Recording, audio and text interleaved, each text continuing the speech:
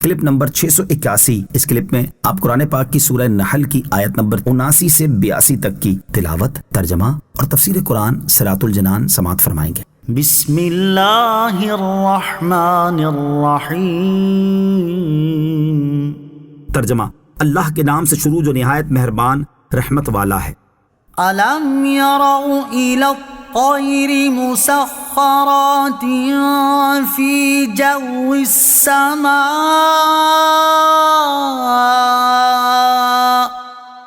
ما يمسكهن الا الله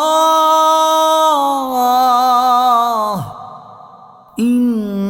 في ذلك لآيات لقوم يؤمنون۔ ترجمہ: کیا انہوں نے پرندوں کی طرف نہ دیکھا جو آسمان کی فضا میں اللہ کے حکم کے پابند ہیں؟ انہیں وہاں اللہ کے سوا کوئی نہیں روکتا، بے شک اس میں ایمان والوں کے لیے نشانیاں ہیں۔ الم یروا الی الطیر، کیا انہوں نے پرندوں کی طرف نہ دیکھا؟ اس آیت میں اللہ تعالیٰ نے پرندوں کی پرواز سے اپنی قدرت پر استدلال فرمایا۔ چنانچہ آیت کا خلاصہ یہ ہے کہ کیا لوگوں نے پرندوں کی طرف نہ دیکھا جو آسمان کی فضا میں اللہ عز و جل کے حکم کے پابند ہیں؟ انہیں ہوا میں اللہ عز و جل کے سوا کوئی گرنے سے نہیں روکتا، حالانکہ بھاری جسم اپنی طبیعت کے اعتبار سے گرنا چاہتا ہے، لیکن اللہ تعالیٰ نے اپنی قدرت سے پرندوں میں یہی نظام بنایا ہوا ہے۔ اس میں ایمان والوں کے لیے نشانیاں ہیں کہ اللہ تعالیٰ نے پرندوں کو ایسا پیدا کیا کہ وہ ہوا میں پرواز کر سکتے ہیں اور اپنے بھاری جسم کی طبیعت کے برخلاف ہوا میں ٹھہرے رہتے ہیں، گرتے نہیں، اور ہوا کو ایسا پیدا کیا کہ اس میں ان کی پرواز ممکن ہے۔ ایماندار اس میں غور کر کے قدرت الہی کا اعتراف کرتے ہیں۔ ہوائی جہاز کی پرواز کے ذریعے اللہ تعالیٰ کی قدرت پر استدلال۔ اس آیت میں پرندوں کی پرواز کے ذریعے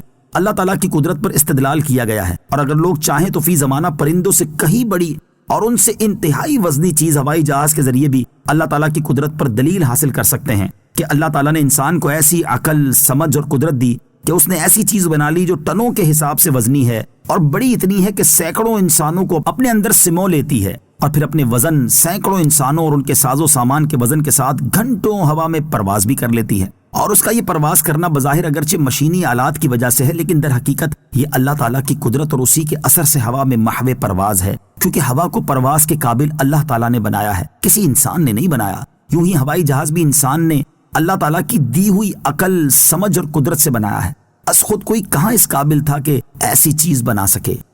واللہ جعل لکم من بیوتکم سکنا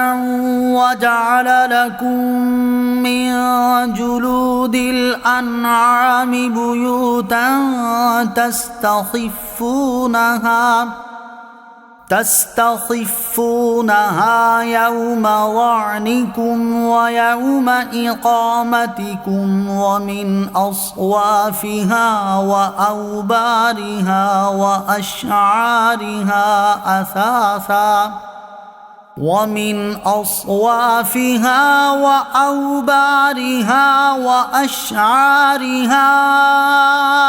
أثاثا ومتاعا إلى حين۔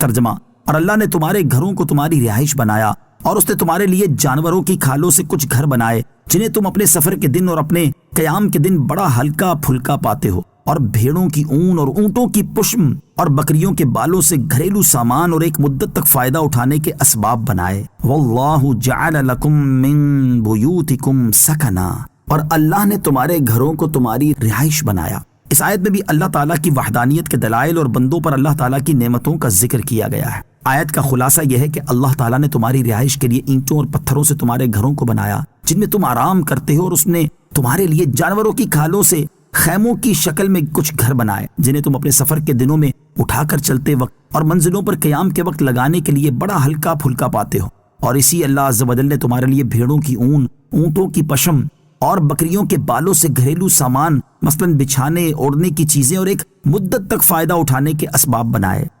واللہ جعل لکم مما خلق ظلالا وجعل لکم من الجبال اکنانا وجعل لکم سرابیل تقیکم الحر وجعل لكم سرابيل تقيكم الحر وسرابيل تقيكم بأسكم كذلك يتم نعمته عليكم لعلكم تسلمون فإن تولوا فإنما عليك البلاغ المبين۔ ترجمہ، اور اللہ نے تمہیں اپنی بنائی ہوئی چیزوں سے سائے دیے اور تمہارے لیے پہاڑوں میں چھپنے کی جگہ بنائیں اور تمہارے لیے کچھ پہننے کے لباس بنائے جو تمہیں گرمی سے بچائیں اور کچھ لباس بنائے جو لڑائی کے وقت تمہاری حفاظت کرتے ہیں۔ اللہ اسی طرح تم پر اپنی نعمت پوری کرتا ہے تاکہ تم اسلام لے آؤ۔ پھر اگر وہ منہ پھیریں تو اے حبیب تم پر صرف صاف صاف تبلیغ کر دینا لازم ہے۔ واللہ جعل لکم مما خلق ظلالا،